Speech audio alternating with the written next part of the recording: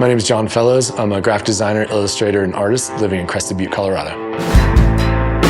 The type of art I do is contemporary folk, because it has this folksy look to it and it's an old medium, but sometimes there's a contemporary spin on the usage of it. Doing block printing was something I rediscovered in college, and I just kept doing it for myself for years and years and years. After college, I'd go to Europe every summer and create my own postcards to mail home. And it was just something I just kept doing, and I just found the style that has just been refined over time.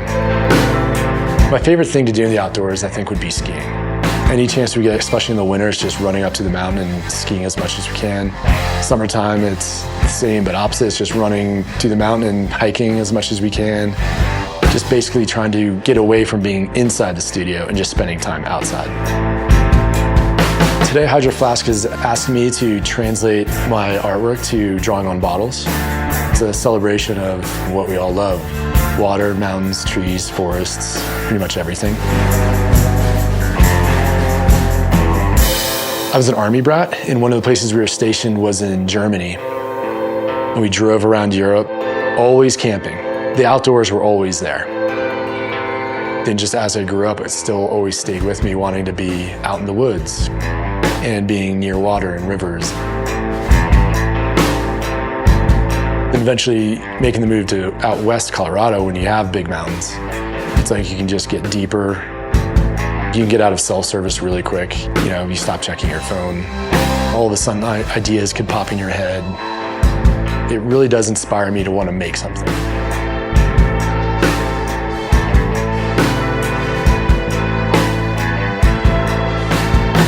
When I started picking up block printing again in college, it was a way for me to break away from the computer, get back to doing something with my hands. There's no undo button when you're doing it by hand. You have to embrace the imperfections. You have to embrace making mistakes and things not printing perfectly. And I think that's what makes a print look better.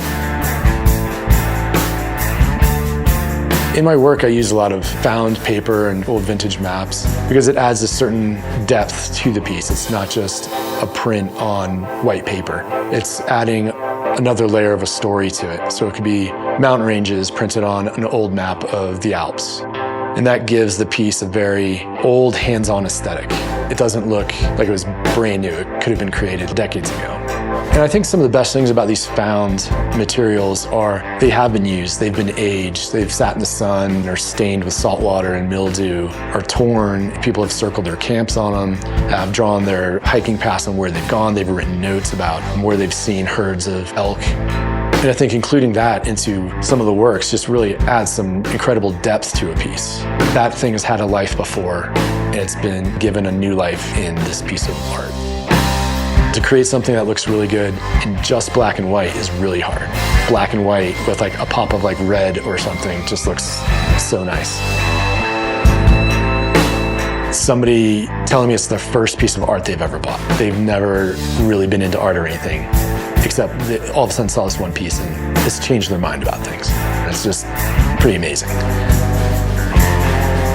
And I think that's one of the best things about being in the outdoors, whether you're doing something physical, skiing, biking, hiking, or you're just relaxing by a river.